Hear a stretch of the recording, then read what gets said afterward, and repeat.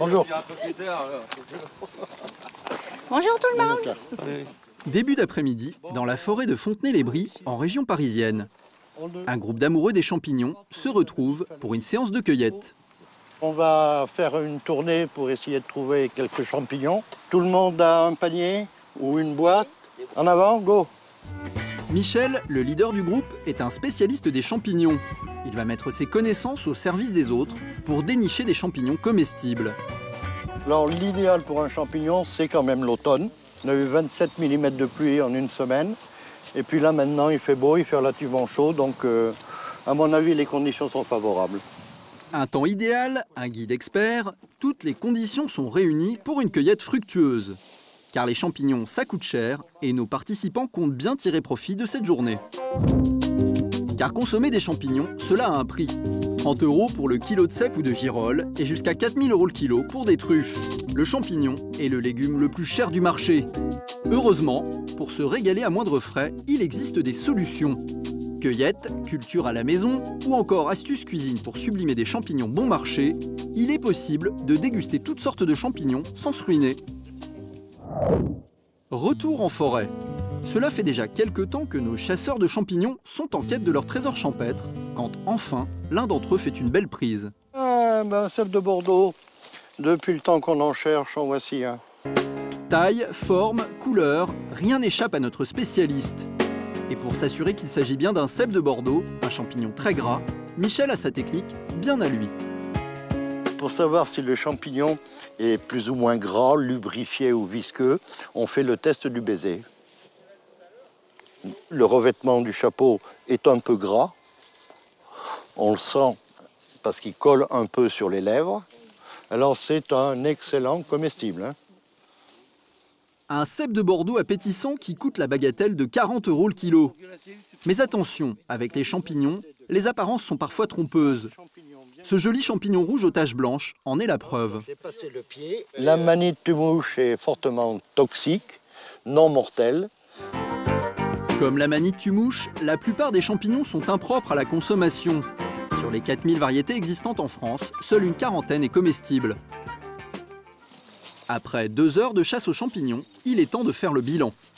Il y a au moins 3 paniers bien remplis, même celui-ci est pas mal. Ce panier-là, c'est le gagnant du concours. Le vainqueur s'appelle Georges. Le panier fait à peu près 4 kg, 4,5 kg de champignons. En 2 heures de temps, c'est bien. À 20 € le kilo en moyenne, le panier de Georges vaut pas loin de 100 €. La preuve qu'avec un peu de patience et un bon sens de l'observation, on peut s'offrir un bon gueuleton pour rien du tout. Et comme le dit notre vainqueur, cueillir soi-même ses champignons, ça a forcément une autre saveur. Quand on mange sa cueillette, on trouve ça meilleur que n'importe où ailleurs. C'est le fruit de sa passion, de son plaisir, d'une bonne promenade. Si vous n'avez ni le temps ni la patience d'arpenter la forêt pendant des heures, il existe une solution pour déguster des champignons sans bouger de chez soi.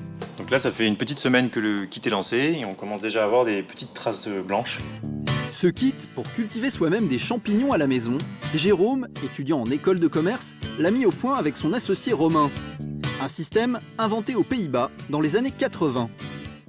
Alors l'histoire a commencé dans le préau de notre école. On a vu des petits champignons qui poussaient dans un endroit fermé avec Jérôme.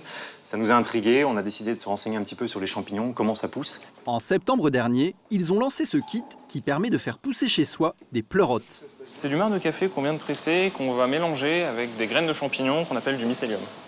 Donc ça, c'est du mycélium de champignons. C'est les graines de champignons en quelque sorte. Ce kit convient à tous les types d'intérieurs. Seule contrainte, la boîte doit être disposée à l'ombre et à température ambiante. Mode d'emploi. Alors c'est très simple. La première étape, c'est d'ouvrir le kit. Deuxième étape, c'est faire une croix avec un cutter ou un couteau propre sur le kit. Après 2 semaines de patience et quelques arrosages, on obtient plus de 200 g de champignons. Il est marrant celui-là quand même. Pour une deuxième pousse, il a une bonne tête. Grâce à ce kit, on peut récolter près de 2 kg de pleurotes. Dans le commerce, cela aurait coûté environ 17 €. Le kit, lui, coûte 19 €, mais pour Romain, cet écart de prix est justifié. Nous, on propose plus que des pleurotes. On propose le plaisir de voir pousser les choses chez soi. Donc on sait exactement ce qu'on mange, d'où ça vient. Une fois les pleurotes récoltées, comment faire pour les cuisiner au mieux? C'est le défi que s'est lancé Stéphane Reynaud, chef cuisinier à Montreuil. Sa mission, sublimer ce champignon bon marché qui vaut environ 9 € le kilo dans le commerce. On va faire une petite poêlée de pleurote avec oignon rouge, une pointe de gingembre, quelques figues sur les dernières figues. On commence par faire sauter du gingembre émincé ainsi que quelques lamelles d'oignon rouge. On ajoute 250 g de pleurote et enfin, on poêle le tout à feu vif. Donc les pleurotes, c'est important, on va les poêler à feu vif, 7-8 minutes pour leur donner un petit côté doré. Avant de servir, ajoutez des figues coupées en quartiers et la ciboulette. Une recette simple qui ne vous coûtera pas plus de 6 ou 7 €. Place maintenant au champignon le plus courant et le moins cher, le champignon de Paris. Notre chef va tenter de lui redonner ses lettres de noblesse. Premier conseil, bien le nettoyer à l'aide d'un chiffon sec. Le champignon, ça ne se lave pas. Pourquoi? Parce que c'est une éponge. Vous lavez un champignon, il va se gorger d'eau. Une fois les 250 g de champignons lustrés, découpez-les en 4. À feu vif, faites sauter 50 g d'oignons nouveaux et une gousse d'ail.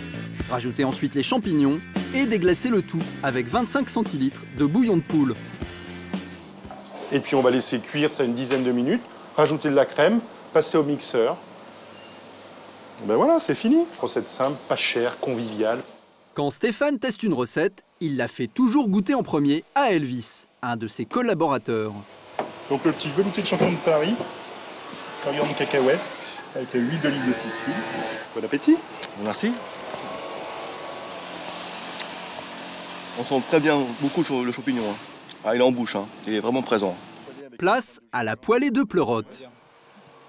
Ah, craquant. Très goûteux.